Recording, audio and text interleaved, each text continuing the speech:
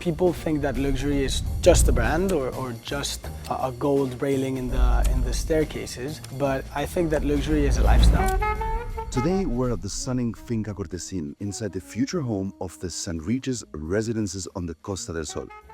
We're joined by Enrique López Sastre, Director of Sales and Marketing at Caledonian, a developer known for pushing the limits of excellence, innovation, and design.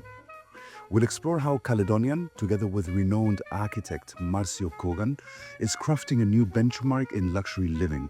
We also look at the rich heritage behind St. Regis, from its origins in New York in 1904 to this evolution as a global icon of sophistication, and why this partnership between Caledonian, located at Finca Cortesín, a symbol of Andalusian beauty, culture, and flawless service, makes this project truly extraordinary.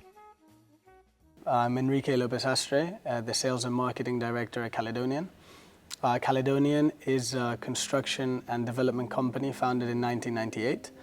We specialize in high-end development projects from residential to hospitality. And currently we're here to speak about our latest project, the Regis Residences, Costa del Sol. Our mission is essentially to try and provide to our clients the best product possible in the market. So we're not a company that does 5 or 10 developments a year. We're a company that actually can only hold one development each year or each year and a half. We actually very much focus on exclusivity. We focus on extremely high quality products, on amazing finishes, and we focus on sustainability. We think that houses are not for today, but they're for forever. So for as long as we can keep that going, it's our goal and our mission. We focus on minimalism rather than those grand golden bars within the villas or the houses. We try and center more in the actual efficiency of the house, both sustainable efficiency and floor plan efficiency, and also within the minimalist design. We've been working with Marcio Kogan for the past 12 years. He's been a great addition to Caledonian and to its projects because he's kind of like the Picasso, the artist who brings this project design into life, and then we are the people who actually execute that to the best of our ability. Currently, as Caledonian, we're seen in the market as a reference company. We're kind of in a different league because of what we do. So we don't only do the development, but we do the development, we do the construction, and we do all of the technical architecture and the engineering of our own buildings. So to put things into a little example from the actual project, for example, what we've done is we've taken something that's very common, which is having a terrace at the front of your residence, and we've actually taken it off, we've put it on the side. This has allowed us to have extremely uninterrupted views from the bedrooms and the living rooms, and to maintain the view from the terraces, because by placing them on the side, you sustain the view, but you don't have chairs or furniture right in front of your glass that's interrupting the Gulf and the sea that you have currently in the project. So we try and focus on as much as we can. Another small example of what we're doing currently within the St. Regis project is at the same time as the construction started, so about 3.5 years prior to the handover, we're actually in a factory outside of Madrid. We're developing the actual musarabi, so the exterior wood paneling that is going to be covering the buildings, and because we don't like frames. So we actually put our architects and our engineers in the development of that frameless design structure. So that's kind of what we try and do. We go far and beyond within what we do. Marcio Kogan actually has a very, very good relationship with us because we started working with him. We've actually done 6 projects with him at the time. We started working with him over 12 years ago. And I think, if I'm not mistaken, we were the first people to bring him into Spain. We're very happy of that. We haven't stopped working with Marcio Kogan. We think he's an amazing, amazing architect. He's #1 in Brazil, one of the best in the world. And his vision is just pure minimalism. It's aesthetic. It's the involvement of the buildings into nature. As you can see in one of the developments that we did previously, the Cortesín villas, those villas were awarded last year as the best development in Costa del Sol. They're going to be the same team building as in the St. Regis. So we learn constantly from the projects that we do. And that project is extremely, extremely involved into nature. We also work with Isabel Duprat, who has worked a very long time with Marcio Kogan and with us as well. She focuses on trying to blend all of these projects even further into nature. So they're not massive white buildings disrupting the greenery or the scene. They're extremely blended into nature. They're very discreet. They're very minimalism. They don't try to be or pretend to be anything. They're just pure quality and understated luxury. With regards to our awards, we're very glad that we receive a few every year. We've actually had a very wide array of awards in all different departments of what we do. So for example, that development, it got the best development of Costa del Sol. We also won the 3-point Mitsubishi Award for installations. So that was for the plumbing, for the electricity, for the machinery that we install, and the engineering that we have created in that project. We've also been finalists in the World Architectural Festival with our project in Somosaguas. It was an amazing project, also done side by side with Marcio Kogan. We've had the best constructors in Spain, best CEO of the year. So we really touch a lot or tick a lot of the boxes of the awards. We don't only focus on the development side, we try to focus on absolutely everything that we can, and that involves us. So St. Regis, as some people might know, is part of the Marriott Group. The Marriott Group is one of the, well, I think it's the largest hospitality group in the world. It has over 3,000 hotels. It has over 250 residences, either under construction or within the pipeline. And then within Marriott, there's different categories of brands. And the top brands that they hold are Ritz-Carlton, St. Regis, and Bulgari. St. Regis is, in our opinion and in the eyes of Marriott, the most prestigious brand that they hold. It's also the eldest brand that they hold. It's 120 years old, so this year actually was the 120th anniversary of St. Regis. We were very proud to be a part of that because we actually managed to get all of the involvement of St. Regis prior to that. So we got announced with them as part of the new pipeline of the 120th anniversary. So St. Regis is extremely known for two things. One of them, they're Bloody Marys. They were like the inventors of Bloody Marys. We're actually going to gift some of the books to our clients of the recipes of how to make the real Astor family Bloody Mary. Then they're very, very well known for the signature butler service. So when we were looking for a brand to partner with, we tried to find a brand that was going to add value to our clients, that was going to add value to our projects. We weren't just looking for the best of the best, because the actual team that we have in the project is the best in the best in all of their fields. Marcio Kogan is an amazing architect. Lázaro Rosaviolan, he's the interior designer of the project. He is doing an amazing job, and he's a greatly renowned interior designer. Then we have Isabel Duprat and Maria Covarrubias doing landscaping and lighting.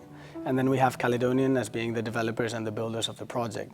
So that's incredible. It's an incredible team to have. Within services, St. Regis is extremely well known as that. Since they have an 120-year experience within hospitality, when we decided to do the standalone project, we wanted to have this company that was going to come here to our clients to try and just take care of everything. So they do the entire operation and maintenance of the residences. The residences are essentially treated as a hotel, but they're your personal house. So essentially you're living in a hotel, but that hotel room is essentially your residence, and you have absolutely everything you can imagine with regards to a hotel. So you have the concierge service. So for example, if you have kids, they have a French exam, they need a teacher, they'll take care of it. If you need to organize flights because you're coming from New York to Marbella, they'll organize the flight for you, private jet or not private jet. They can organize the transfers for you if you need a massage. If, for example, you're throwing a catering party at your residence because it's your birthday, you could ask Marriott and St. Regis specifically to cater from actually our amenities, for example. That we have a catering pantry, so they can cater to you if you don't want to get your kitchen dirty, and they can provide absolutely anything you might need. Also, our clients, as being a part of St. Regis Residences, they get main benefits. One of the main benefits is the access to the Platinum Elite status within the Marriott Bonvoy program. That's the highest tier that they have within the Marriott Elite.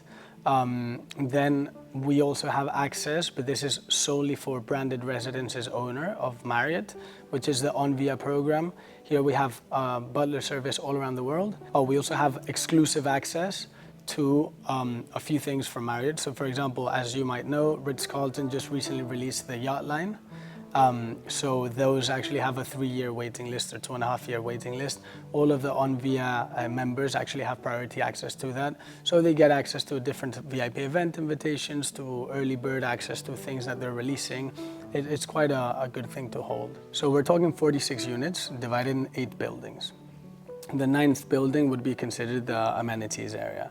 So we have phase 1, which includes building 1, 2, 3, 4, and the amenities area. Then we have phase 2, which is 5, 6, 7, 8. And that would be the second phase, which will be integrated further down the line. So our expectation is we've already started building. We want to hand over phase 1. It's a Marriott requirement to actually hand over the entire phase at one go with the amenities area, and then we can add the rest of the building sequentially. So that's what we will be doing. Also, people are worried, oh, am I going to hear the construction side by side? We believe that by the time that we're handing over phase 1, we will only have internal works in phase 2. So it won't be disruptive for the clients. Yeah, so we have 2, 3, and 4. We have ground floor, first floor, lower penthouse, and penthouse. The lower penthouses are 2 and 3 bedrooms. The penthouses are solely 4 bedrooms, and then we have first floor and ground floor residences for 2 and 3 bedrooms. Mainly 3 bedrooms because it's the most sought after product within the coast, but we are of course offering other typologies for clients that want or desire other things. Within the residences, we have almost 1,300 square meters of amenities. There's really absolutely anything that you can think of. We don't have like an indoors basketball court, but we have a lot of things, supported of course by Finca Cortesin. We have a tennis court, we have a golf course, we have a paddle court, but then we have a heliport, which is important for some of our clients. But within the actual amenities, what we have is home cinema, we have a library, we have a bar, we have a workspace, we have a lounge area, an exterior bar with some outdoor fire pits. We have a catering pantry that can cater to both your apartments or to any event that might be occurring within the amenities area. We have a kids room. We have a full-blown indoor spa with hammam, sauna, halotherapy room, shower circuits, indoor pool. We have a yoga room. We have a Pilates studio, and then we have a fully techno gym, which is amazing. Then of course we have 2 massage areas and locker rooms, and we have hairdressing salon, and we have a barber as well as nail salon and everything. So really, if a client is coming for a week and they don't want to leave Cortesin or they don't want to leave their compound, they don't have to. So the materials we actually would never buy from providers, we buy directly from factories. So we go all around the world in search of the best materials. We have for the exterior, we're bringing in Akoya wood, which is an Australian patented wood. That wood has a 50-year warranty, and it essentially doesn't have the properties of the wood of the warping. So for example, in humid areas such as Marbella, you don't want the wood of the exterior to be warping all around. So that's one of the things that we do. The interior wood is natural oak. We bring it from France. The wood's paneling in the bathrooms and in the residences as well. So we bring materials from all different places. So for example, the flooring in the amenities area is Campaspero. The flooring in the residences is natural stone. And then we do something quite peculiar in the ceilings, which I really quite like, and the architect as well. It's because when we're doing the ceiling, it's all exposed concrete.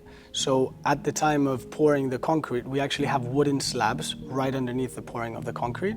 When we remove that, it essentially leaves an entire slab of concrete with all the creases of the wood. So it really looks like a linear wooden flooring, but in the ceiling. It's quite peculiar, it's very special.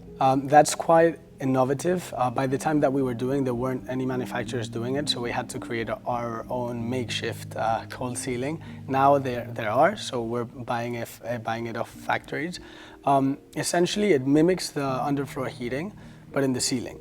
So essentially what it does it's a very special and different feeling. So you reduce the air currents, you reduce the noise of the air conditioning. You still, of course, have air conditioning in all of the units, which supports that, and it helps for humidity as well. But it essentially, as a good metaphor, it would be when you leave your car at the beach in the sun, it's absorbing heat, it's radiating a lot of heat, it goes to 55 degrees. It happens the same in the houses. So that's why, for example, at the top of the buildings, we put grass, that is a little thermal insulator. And then in the actual structure, we embed all of the cold ceiling tubes, so it's water tubes that go all through the exposed concrete. And essentially what they do is they cool down the house. So it's as if you go in your car, you blast the air conditioning at 18 degrees, but then the car is not colder. You're just having a cold blast of air into you, but you're still getting all the heat radiated from the ceiling of the car. This essentially is as if you can cool down the ceiling of your car, and it just reduces the heat radiation into the house. That's very good for sustainability, and it's very good for the house efficiency, for costs, for really everything. This was part of our redesign of the terraces. So by adding the terraces on the side, it allowed us, because we essentially have the same material in the ceiling and the floors, both in the covered terrace and in the living rooms. So since we're also very, very minimalist in the way that we do things and in the choice of materials that we use, you only see the railings on both the concrete and the stone. So when you actually open up into the terrace, you have a completely seamless in and out living experience where your house is fully open and you essentially are expanding your living room by 52 square meters. So you go from a 92 square meter living room, which is not bad, to almost 150, which really can change your way of living. Also by changing the terraces, usually when you have a terrace in the front, it's quite a thin, narrow terrace. It's usually 1.5 meters, something like that. Now, by placing them on the side, we're able of making it wider. Now you can have your barbecue, you can have a good dining table, you can have a good lounge area, good space, quite much more squared. It's still rectangular, but much more squared than having a little thin line at the front of the residences. Finca Cortesín is an amazing hotel. It's an incredibly large hotel. It's 2.5 million square meters resort. We have a golf course here as well, a very famous golf course. It played the Solheim Cup, played the Volvo World Match Play Championship. It is a great place to be. It's a place where amazing families from all over the world, they come in the yearly meetings, they close the hotel entirely for themselves because they want to live in this enclave. And they take it for 10 days and they really enjoy it and they repeat. Around 65% of the customers are repeating customers. And the location, in my opinion, is completely unbeatable. People think that because it's not within the Golden Mile, it is not the place to be, but in my opinion, it is. You're kind of in the middle of absolutely everything. You're like, you have like a little spider web where you can go to. You can go to Tarifa in less than an hour. You can go to Ronda in less than an hour. If you're a car fanatic, you have the Ascari circuit. You can go to Montemedio in an hour or less than an hour if you're a horseback rider. That's where the majority of polo players train every year. Then you have the accessibility to Sotogrande, which is 15 minutes away, and then you have Marbella 25 minutes away. The infrastructure, in my opinion, that holds currently the area of Marbella is very heavy. There's a lot of buildings. I think that when you come to Cortesín and you actually experience the lifestyle and stay at the hotel, more than the magnificent sushi restaurant or Don Giovanni that we have here, the Italian, we have 7 restaurants on site, but more than that, it's just a full-on experience. I was actually sitting at the pool the other day with one of my cousins, and funnily enough, I was listening to the table next to us, and they were talking. They were like, oh, it's curious. We're in the middle of June, and the hotel is very empty. And I actually turned around, I was like, no, we're at 100% occupancy, but this is the magic of Cortesín. The magic of Cortesín is that you don't see other people. You're very private, it's very exclusive. You don't go into a pool where there's 50 people or kids jumping into the pools. There's 3 different pools for 60 rooms. So it's very special. We have, I think it's 1 staff member per guest of the hotel. It's a very exclusive experience. People think that luxury is just a brand or just a gold railing in the staircases, but I think that luxury is a lifestyle. I think that when you go to the Blue Bar at Finca Cortesín and you order a gin tonic and you're there at 3 in the morning, usually when you're at 1:30 or at 1, the a waiter comes, excuse me sir, this is the last round, we're closing down. At Finca Cortesin, if you want to keep on drinking gin tonics until 5 in the morning, the waiter will come to you and he will say, excuse me sir, would you like another one? They're not going to leave until you want to leave. That's the Finca Cortesin experience.